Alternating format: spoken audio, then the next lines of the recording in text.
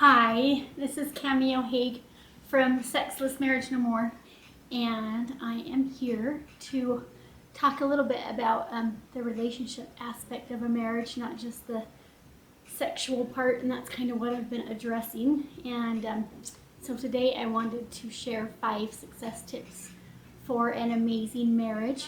And so my first tip is acceptance.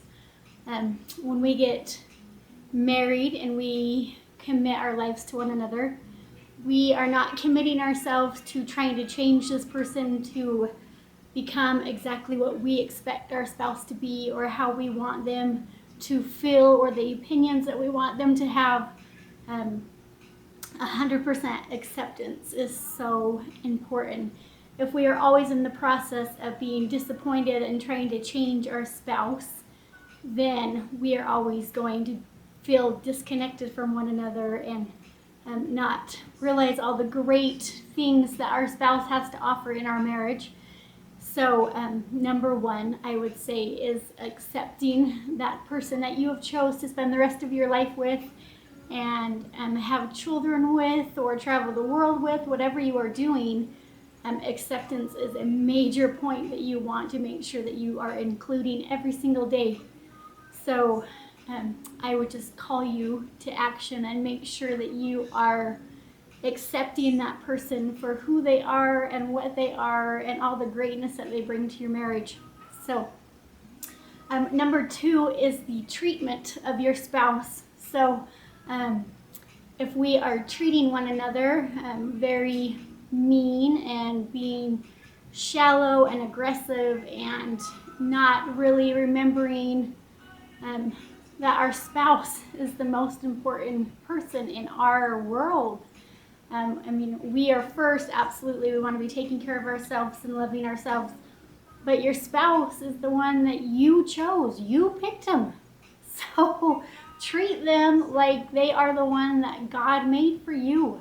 He made them to be your counterpart, to come together with you so you can create what you want to create in your life with this wonderful person. So treatment is exceptionally important.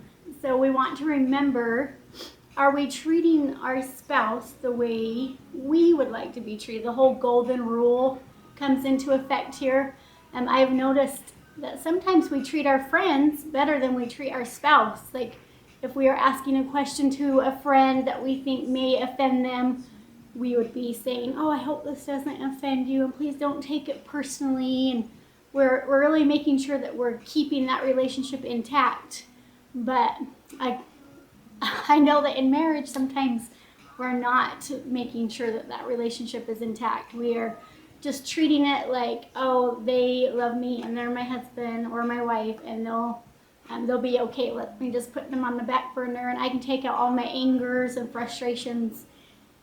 And that is not acceptable in a marriage. Like, really remember to treat your spouse like the one person that just truly loves you and you picked and you share your life together. So treat them as that special soul that God brought into your life, that you are forever going to be together and build a life together and have children together. And or if you're not having children, then that is fine too, but you still have chose that one person, and treatment of that person is something that definitely we need to bring our awareness to. So make sure that you are treating your spouse like the great person they are, that lover and friend and somebody that accepts you 100% with your good and your bad. So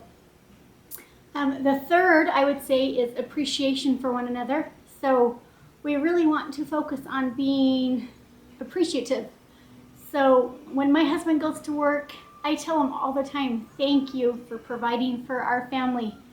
Like, it's hard work for him to go out and be away from us for 10, 12 hours to make sure that we are being provided for. He is being the king and going out and earning the income so I am able to stay home and create and take care of our kids and be a mom and be a wife. And I make sure that my husband knows how much I appreciate his hard work. Like, we shouldn't just expect that without any appreciation or gratitude. We want to be sharing that. Same with husbands. Make sure you tell your wife, wow, the house looks great today, or the kitchen looks really good, or thanks for that wonderful dinner, and thanks for, raising our children and being here for them. Or if you're working as a woman as well, then still those same things apply. You're just in the working world, so you still want to be appreciating one another for the masculine and feminine qualities that each of you have. And so really make sure that you're taking a moment every day to just say thank you for something, or this looks nice, or you did this great, that we're actually really focusing on the greatness and appreciation for one another. So the fourth one is understanding. So we really want to understand that our husband is not a girl. He's not a girlfriend that has all these feminine traits and this and that. And I think as women, sometimes we want them to be emotional and sit and talk to us, or share their feelings, or not solve our problems when we're sharing with them. And we really get to understand that men are different than women.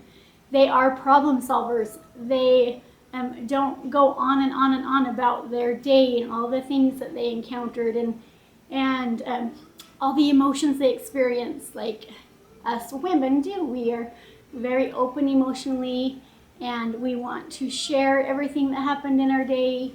And so we have a lot of great traits as women, but we really get to remember that our husband is our husband. He is our king. He is the provider of the family. He is someone that we love and cherish and honor, but he is not your girlfriend. So just make sure that you are understanding his masculine traits and how great they are.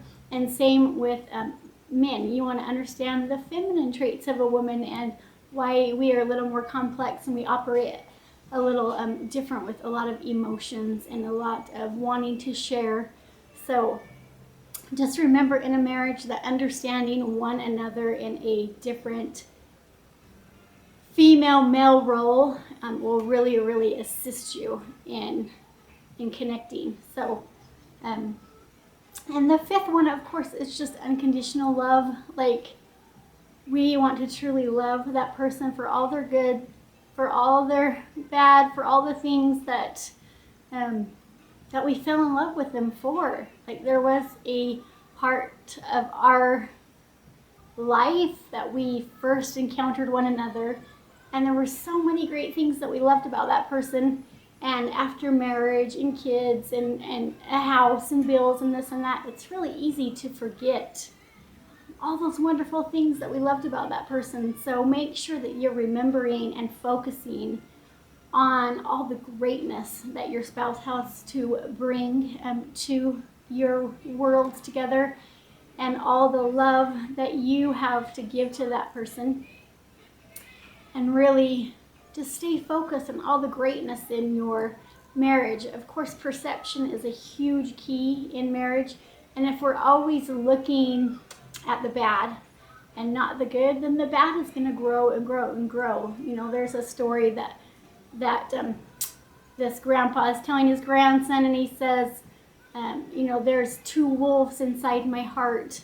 One is bitter and mean, and the other one is peaceful and loving. And the grandson says, which one will win?